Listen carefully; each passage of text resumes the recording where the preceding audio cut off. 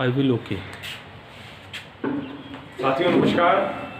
एक बार फिर से संकल्प क्लासेस बाय पंकज सर के यूट्यूब चैनल पर आप सभी का हार्दिक अभिनंदन और वंदन। आज हम एक नए टॉपिक के साथ आए हैं जिसका नाम है औसत।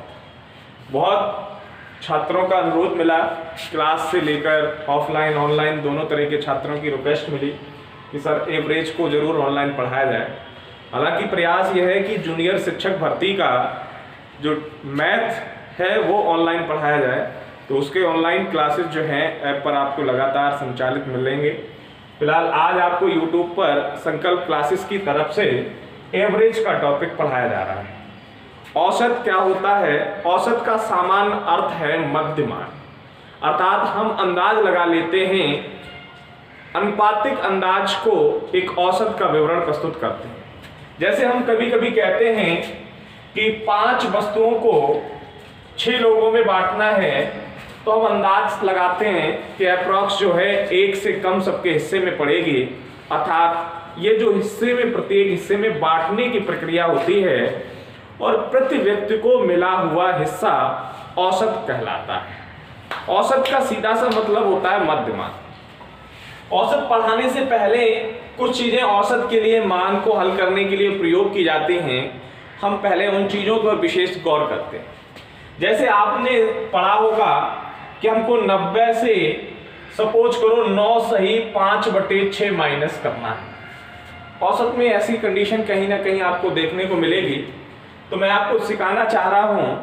अभी तक आप शायद अदर तरीके से पढ़े होंगे कि 9 6 का गुणा कर लेते हैं, 5 जोड़ देते हैं, फिर जो आता है 6 का इसमें गुणा कर लेते हैं और घटाकर जो मान आता है वही आपका आंसर होता है। तो ज़्यादा समय लगता है और आजकल कंपटीशन इतना हाई हो गया कि उस समय के अनुसार आप हल करेंगे तो शायद आपसे ज़्यादा आगे वाला कुछ अच्छा कर सके और वो परीक्षा में अव्वलता दिखाई दे। तो हम क्या करते हैं कि ये 9 से ज़्यादा मान है तो हम इसको 10 मान लेंगे। 9 सही 5/6 था, 9 से ज़्यादा मान था तो हम इसको क्या मान लेंगे? 10। 90 से 10 कम करेंगे तो हमारा बचेगा 80। आप अगर इतना करके परीक्षा में चले आए और टिक कराए तो गलत आंसर हो जाएगा। आपको फिर से देखना है कि इन दोनों का अंतर क्या है। तो अंतर था 1 का और हर कितना था? 6। आपका आंसर हो गया 80 सही 1/6। आप कोशिश करेंगे तो आपको यही आंसर मिलेगा। आप वैसे हल करके देखेंगे तब भी यही मिलेगा। एक और बात समझ लीजिए, सपोज करो आंसर होता है 86 - 5 सही 3/5।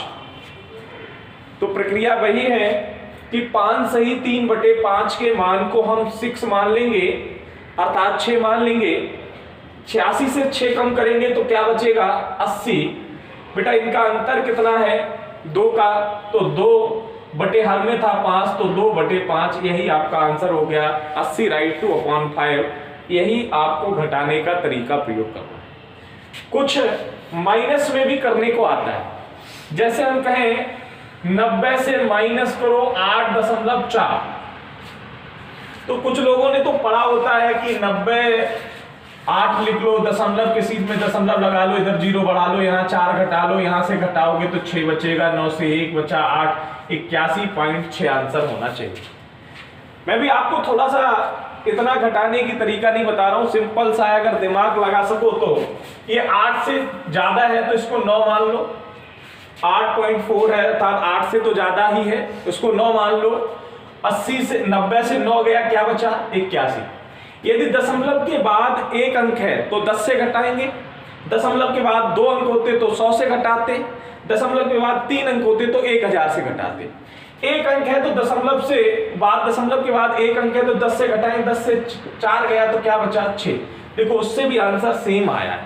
सपोज करो आंसर आया कि 919 से घटाना है आपको, सपोज कर लो 15 घटाना 15.64 घटाना है। थोड़ी देर के लिए मान लो 919 से 15.4 घटाना, प्रोसेस ये करोगे तब भी आंसर वही आएगा। मेरे कह रहा है कि 15.64, अर्थात बेटा 15 से ये मान कैसा है? ज्यादा है, तो आप इसको क्या मान लो? 16 मान लो। भाई 919 से 15.64 घटाना है, आप इसको सीधा 16 मान लीजिए। तो 919 से 16 जाएंगे। प्यारे बच्चे गणित के स्टूडेंट हो तो अपने आप बता सकते हो 913 बचेंगे या 903 बचेंगे? 903 बचेंगे। क्या बचेंगे प्यारे बच्चे? 903 बचेगा। अब हमने बताया था कि ये दशमलव के बाद का विनिमय बहुत ध्यान रखना है। यदि 2 अंक है तो 100 से घटाएंगे, 64 को 100 से घटाएंगे तो क्या बचेगा मेरे प्यारे बच्चे? देखो 10 से 4 जाएगा तो 6 बचेगा, 9 से 6 जाएगा तो 3 बचेगा। आपका आंसर हो गया 903.6। अगर इस टाइप का कहीं भी सवाल मिलता है तो आप बहुत जल्दी इसको हल कर देंगे। मेरी बात समझ रहे? तो मैं बात करने जा रहा हूं अब औसत की। औसत के बारे में हमने आपको बताया औसत का क्या मतलब होता है। औसत का मतलब होता है मध्यमान। मध्यमान औसत का सीधा सा मतलब है। कहने का क्या मतलब है? जैसे हमने लिखा 1 2 3 4 5 का औसत क्या होगा, तो मैं कह रहा हूं कि औसत का मतलब है मध्यमान, अर्थात सीधा आपका मध्यमान क्या है? 3। आप आंसर बता सकते हैं सर इसका आंसर 3 होगा। वैसे तो अगर हम अमूमन बात करें तो औसत का अर्थात एवरेज का फार्मूला होता है ऑल नंबर सम अपॉन ऑल डिजिट नंबर, माने जितने नंबर दिए गए हैं उनका योगफल बटे कुल नंबर, अर्थात कुल संख्याओं का योग बटे कुल संख्याएं, यही होता है फार्मूला। अब ये तो हम कक्षा 6 से पढ़ते हुए आए हैं और कब तक इसको पढ़ पढ़कर उपयोग करते रहेंगे। कहीं कहीं बड़े सवाल मिल जाते हैं तो बड़ी समस्याएं आती हैं।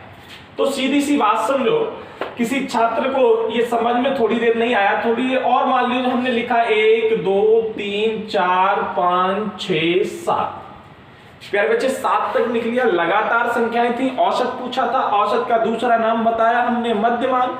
तो देखो 3 इधर भी छूट रही है, 3 इधर भी छूट रही है, आपका बीच का मान हो गया मध्यमान 4, अर्थात निकल कर आंसर आया 4। अब कुछ लोगों के मन में विचार आ रहा होगा सर ऐसी संख्याएं लिख रहे हैं जिनका क्रम विषम के रूप में प्रदर्शित हो रहा है, तो बीच की संख्या से आप औसत बता दें। मैं कह रहा हूं थोड़ी देर ऐसे भी लिख लो जिनका क्रम सम रूप में दिखाई दे, जैसे मान लो कि 1 2 3 और 4 लिख लिया, इनका औसत क्या होगा? अब आपके मन में आ रहा होगा अब तो सर आप सब जोड़ेंगे, 4 का भाग देंगे तभी औसत बताएंगे। नहीं, हम अभी भी नहीं करेंगे, हमें पहली दूसरी से कोई मतलब नहीं है। अब हमें अगर मध्यमान नहीं मिल रहा है तो बीच की दोनों संख्याओं का सम करेंगे और 2 का भाग दे देंगे। 3 और 2 कितना होता है? 5, और 5 में 2 का भाग देंगे तो क्या मिलेगा? 2.5, अर्थात 2.5 हमारा औसत हो गया। मेरी बात समझ पा रहे हैं या नहीं प्यारे बच्चे? कभी कभी यहीं से सवाल बनता है सम संख्याओं का और विषम संख्याओं का। कुछ लोग नहीं समझ पा रहे हैं, मैं थोड़ा सा जल्दी पढ़ाने की कोशिश ये कर रहा हूँ इसलिए क्योंकि आप YouTube पर देख रहे हैं। अगर मैं इस पर स्लो पढ़ाऊंगा तो वीडियो बहुत लंबा बनेगा, और बहुत लंबा बनेगा तो जब आप अपलोड भी होगा आप उसे देखेंगे तो कहीं ना कहीं अभिरुचि प्रदर्शित होगी, रुचि प्रदर्शित नहीं होगी। इसलिए आप थोड़े से मेथड को देखिए, मेथड्स आपको समझ में आते हैं तो आप मैसेज करिए, लाइक करिए, शेयर करिए। और जब ये आप इतना काम कर लेंगे, हमारे लाइक्स व्यूज ज़्यादा बढ़ेंगे, सब्सक्राइबर बढ़ेंगे, तो स्वयं में एक परिवर्तन करने की संकल्पना हम जागृत करेंगे। उसका खास कारण ये है कि जो भी आप पाना चाहते हो वो सिर्फ तभी मिल सकता है जब आप इसे लाइक करेंगे, सब्सक्राइब करेंगे, लोगों से भी अपील करेंगे, तब थोड़ा सा और अच्छा मिल सकता है। लगातार ऑफ क्लासेस चल रही हैं, ऑफलाइन क्लासेस को आप ज्वाइन कर लीजिए। जो पढ़ रहे हैं उनसे भी पूछ लीजिए कि क्या संकल्प करके दे रहा है, वास्तविक संकल्प नाम ही है या लोगों के संकल्प को पूरा कर रहा है। ऐसे उद्देश्यों को आप विचार मत करिए, स्वयं आकर जांच परख करिए। तो मैं बताने जा रहा था सम संख्याओं के औसत के बारे में। जैसे कभी सवाल 2 टाइप का बनता है। क्या बनता है प्यारे बच्चे? पहला सवाल तो ये बन सकता है कि प्रथम 10 सम संख्याओं का औसत क्या होगा।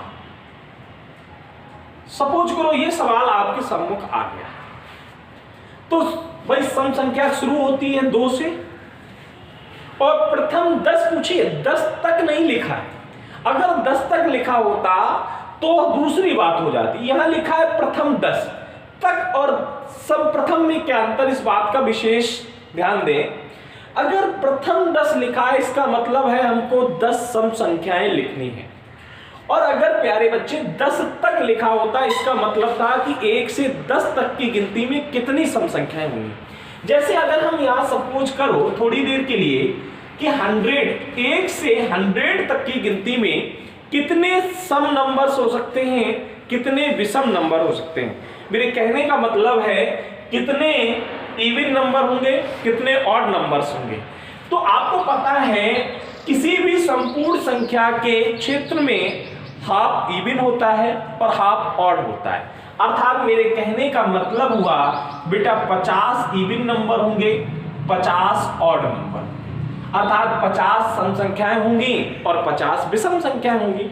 अगर मैं बात यही करता कि 1 से 10 तक सम संख्याओं का औसत क्या होगा, तो आप सीधी सी बात समझ सकते हो कि 1 से 10 तक में सम कितनी होंगी।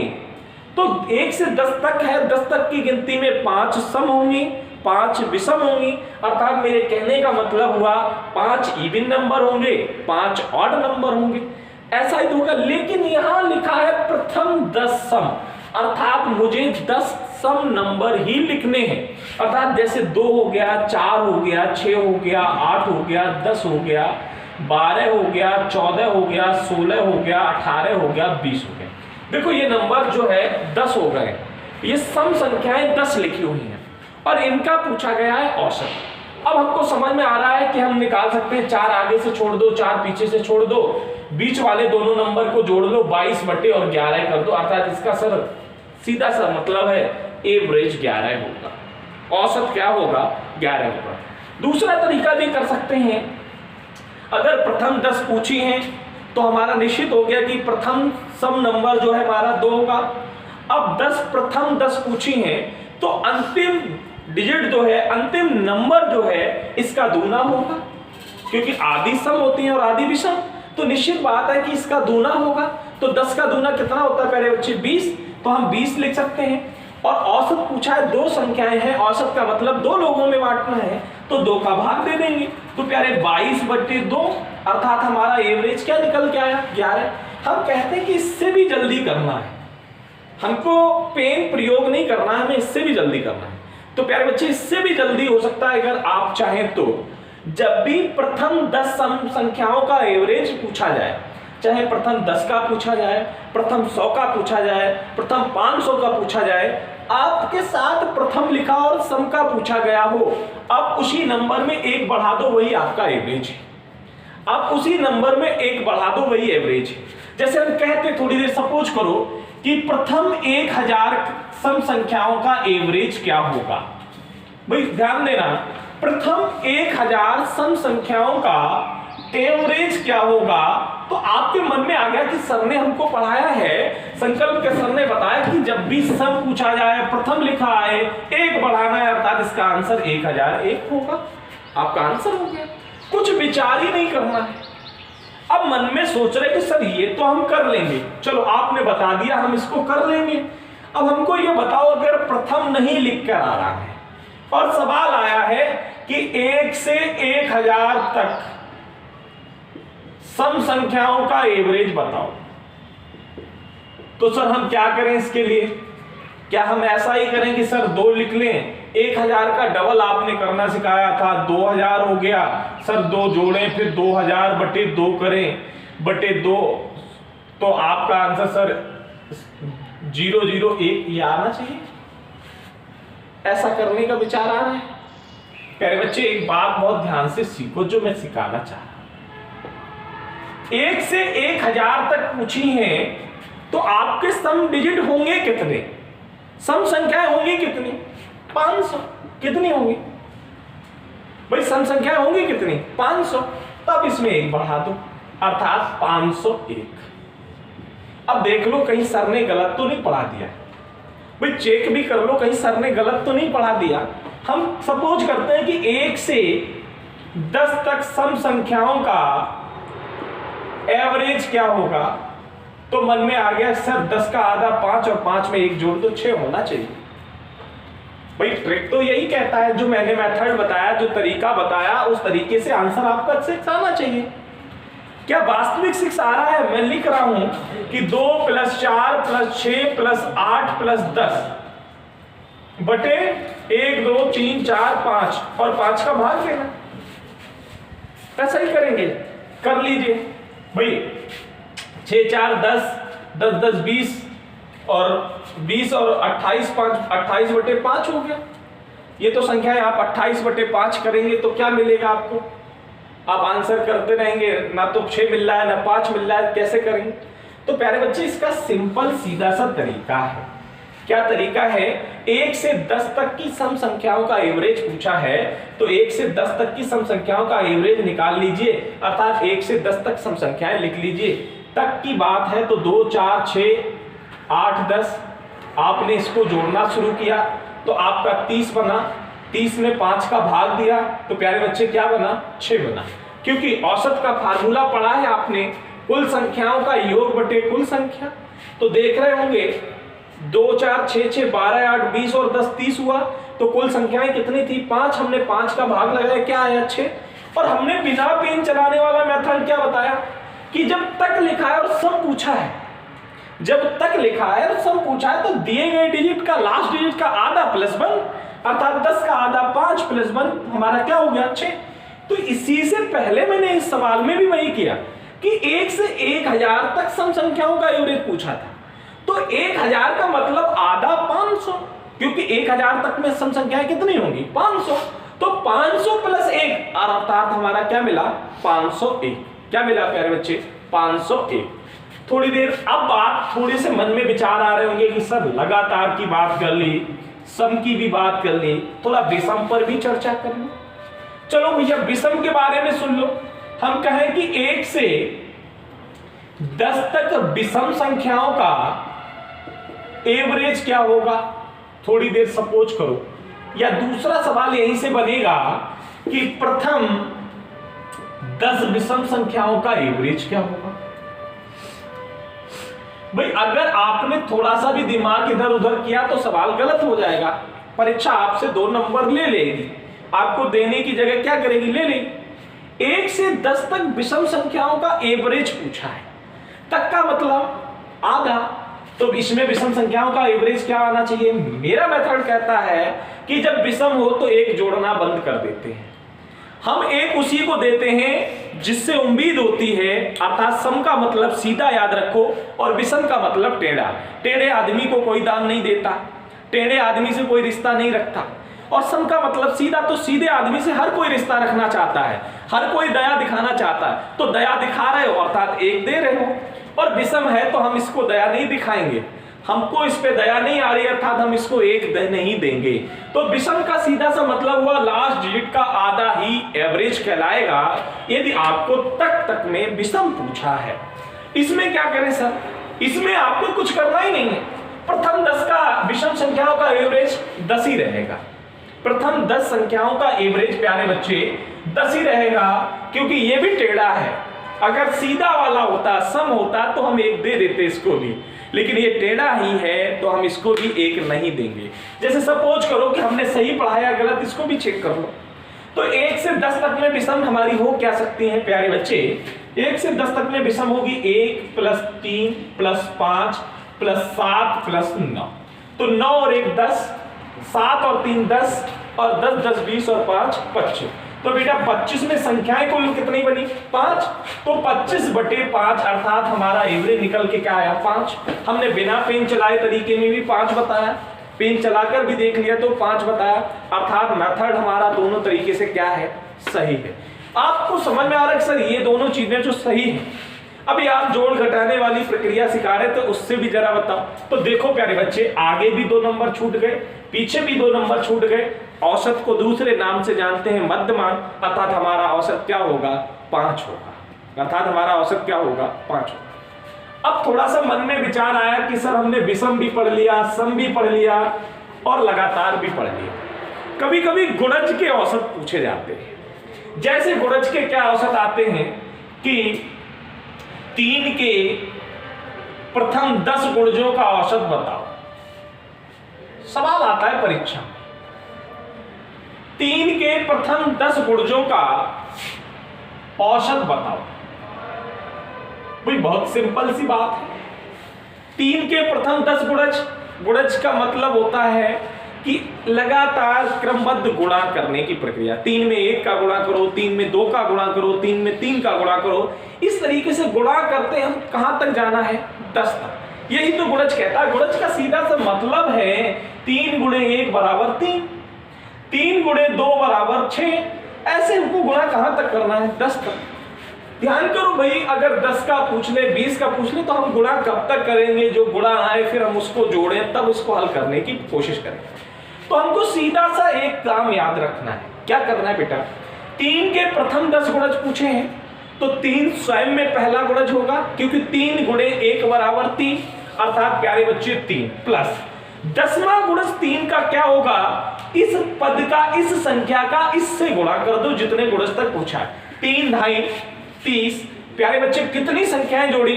2, तो बटे 2 कर दो, 33 बटे 2। 33 बटे 2 का एवरेज लगाओगे तो क्या आएगा प्यारे बच्चे? आप अगर इसको हल करोगे, 2 एकम 2, 1 बचा 12, 16.5। ऐसे ही करना है आपको परीक्षा। हो सकता है कि आप अभी इस बात को गलत कर लो, परीक्षा भी गलत कर दे। हम आपको यहां थोड़ा सा छोटा कर रहे हैं। 3 के प्रथम 5 गुणजों का औसत मान, तो आपके मन में आया कि 3, 6, 9, 12 और 15। यही हुआ 3, 6, 9, 12 और 15। अब हमने पूछा है कि इनका औसत क्या होगा, तो आपने कहा सर आपके अनुसार तो ये 2 पीछे आगे छूट गए, औसत 9 होना चाहिए। ये भी तरीका सही है, 9 होगा। हमारा तरीका गलत। दूसरा, हमने आपको बताया कि बेटा अगर इस पे भरोसा नहीं है तो सबको जोड़ लो, 5 की बारी की तो 5 का भाग दे दो, तो ये भी तरीका सही आएगा। देखो प्यारे बच्चे, इन सबको जोड़कर भी आप लाओगे तब भी आपका औसत 9 ही आएगा, एवरेज 9 ही आएगा। आप इसको हल करते हो। आपने कहा सर वो तरीके तो ठीक है, आपने अभी कहा था कि प्रथम 10 का मतलब था कि पहला पद तो स्वयं होगा, आखिरी पद इन दोनों का गुणा होगा, 3 पचे 15 और हमको आधा करना है, तो कर लीजिए। इसमें भी कौन सा प्रॉब्लम आ रहा है? 15 3 18 बटे 2, 18 बटे 2 से भी आंसर आपको क्या मिल रहा है? 9 ही मिल रहा है। तो किसी भी तरीके से आप करेंगे, आपको औसत में सीधी सी बात है कि थोड़ा सा ध्यान लगाना है। सम का मतलब सीधा 1 देना है, विषम का मतलब टेढ़ा नहीं देना है, गुणज का मतलब पहला स्वयं होगा, अंतिम दोनों का गुणनफल होगा, बटे 2 करना है।